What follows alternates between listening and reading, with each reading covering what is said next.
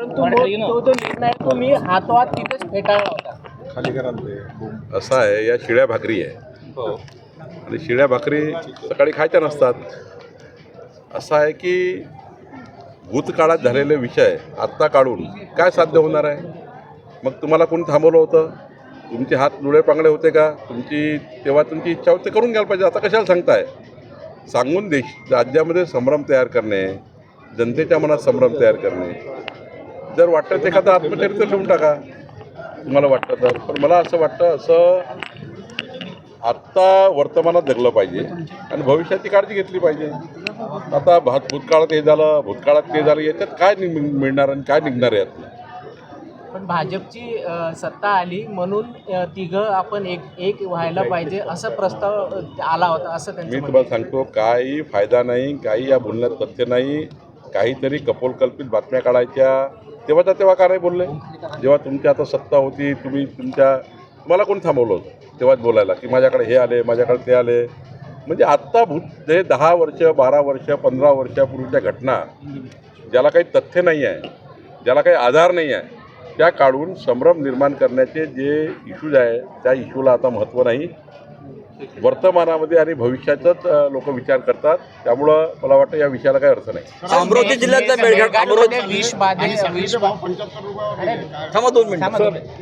मेळघाटमध्ये 600 विद्यार्थी आश्रमशाळा सोडून गेलेले. खूप गंभीर प्रकरण झालं. अफवा होती, त्यामुळे सगळे विद्यार्थी गेले. 15 दिवस झाले सर, एकही विद्यार्थी आलेला नाही.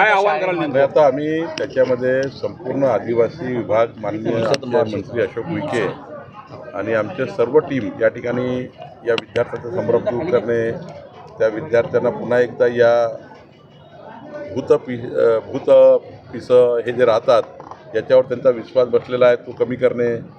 शेवटी आधुनिक भारतामध्ये भूत प्रेत या विषयावर विश्वास ठेवून आपल्या विद्यार्थ्यांनी आपलं जीवन त्या ठिकाणी अशा वळवणे हे काही योग्य नाही. खरं तर हे भूत प्रेत बाधा ह्या गोष्टी काही आता मान्य नाही, कुणालाच मान्य नाही, त्या कधी होतही नाही आणि त्याला काही अर्थही नाही.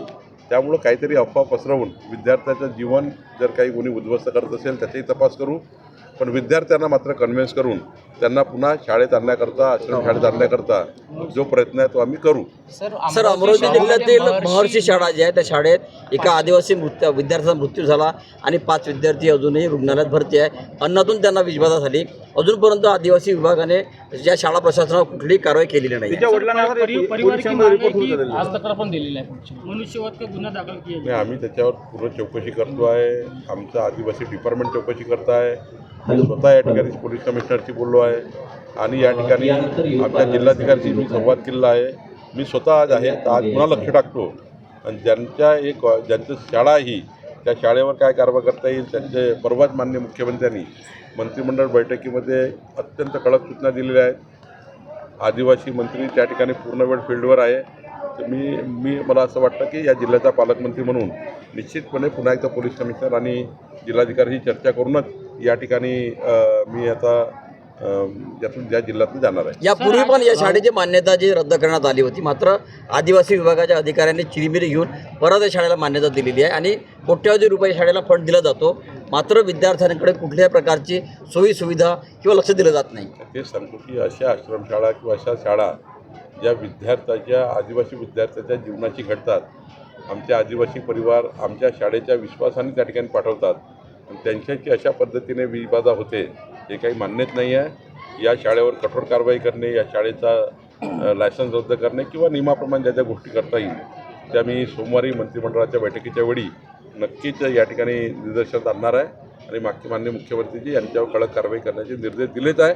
पुन्हा ह्या ठिकाणी हा विषय मी मांडेल. सर, राहुल गांधी ने आज दिल्ली में डीसीपी कार्यालय के लिए आंदोलन किया है, जो जंतर मंतर जो पैलेट गन का इस्तेमाल किया था, एफआईआर दर्ज संसद मार्ग से निकले हैं तक एफआईआर दर्ज कैसे उन्होंने चेतावनी इशू को जो सरकारने टेकओव्हर किया है, जो विषय सरकारने टेकओव्हर केलेला आहे त्या विषयाला जो ऑलरेडी गवर्नमेंट ने इशू टैकल किया हुआ है उस इशू को लेकर राहुल गांधी केवल कुछ तो भी देश में फिर हमारा जो खसका हुआ उनका फाउंडेशन है कांग्रेस का खसका हुआ जो जनाधार है, उनका जहाज जो डूब रहा है, उनको बचाने के लिए ऐसे इशू को लाकर अपनी वोट बैंक तैयार करने का काम कांग्रेस पार्टी करती है। जैसे वंदे मातरम हम नहीं कहेंगे, ऐसी कांग्रेस पार्टी कहती है।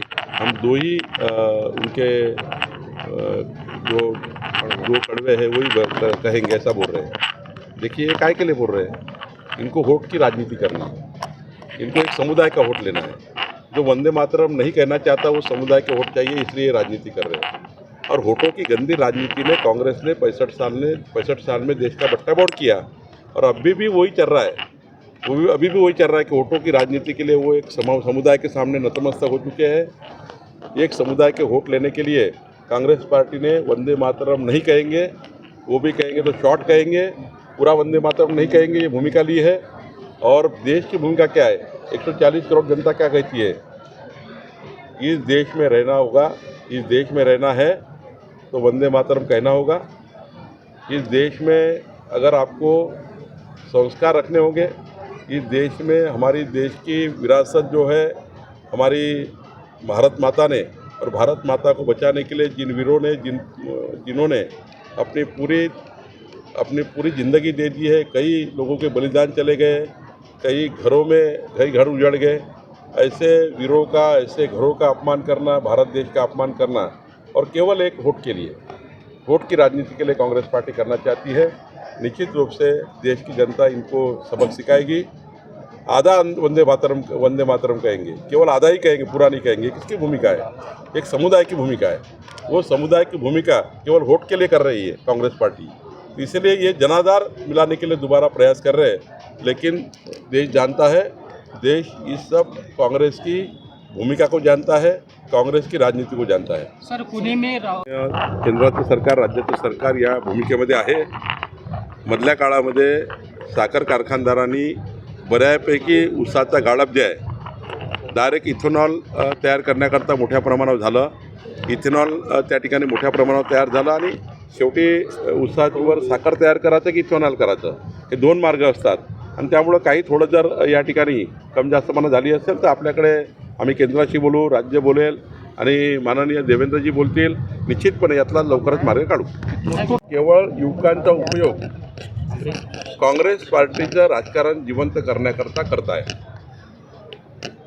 युवकांना आज महत्त्वाचं काय आहे, युवकांना भारताचे संस्कार, संस्कृती, विरासत आणि विकसित भारताकरता युवकांना तयार करण्याकरता AIच्या माध्यमातून आपल्या युवकांना सही दिशा देण्याकरता, योग्य दिशा देण्याकरता आणि आपल्या युवकांना मजबूत करण्याकरता आपल्याला काम करायचं आहे। माननीय पंतप्रधान नरेंद्र मोदींची भूमिका युवकांना मजबूत करण्याची आहे, देशाला विकसित करण्याची आहे। देवेंद्र फडणवीसची भूमिका महाराष्ट्राला विकसित करण्याची आहे, पण राहुल गांधीची भूमिका मात्र केवळ आणि केवळ काँग्रेस पार्टीचं राजकारण जिवंत करण्याकरता युवकांना हाताशी घेण्याची आहे। त्यामुळे काही प्रतिसाद मिळणार नाही। जो प्रतिसाद फक्त काँग्रेस पार्टीचे नेते आपापल्या भागातनं काही युवकांना संभ्रम तयार करून आणतील, युवकांना त्या ठिकाणी काहीतरी त्यांचं या ठिकाणी त्यांच्या भूमिकेला वेगळ्या पद्धतीने मांडून आणतील। या ठिकाणी विकसित भारताकरता, विकसित महाराष्ट्राकरता जो युवा भारत देश आणि महाराष्ट्राच्या मागे उभा आहे, तो युवा कधीच या ठिकाणी येणार नाही। आणि राहुल गांधींनी युवकांना घेऊन काँग्रेस पार्टी मजबूत करण्याचा जे या ठिकाणी प्रयत्न सुरू केलेला आहे, तो त्यांना कधीच त्यांचा मजबूत होणार नाही व तो पूर्ण होणार नाही। सर साखर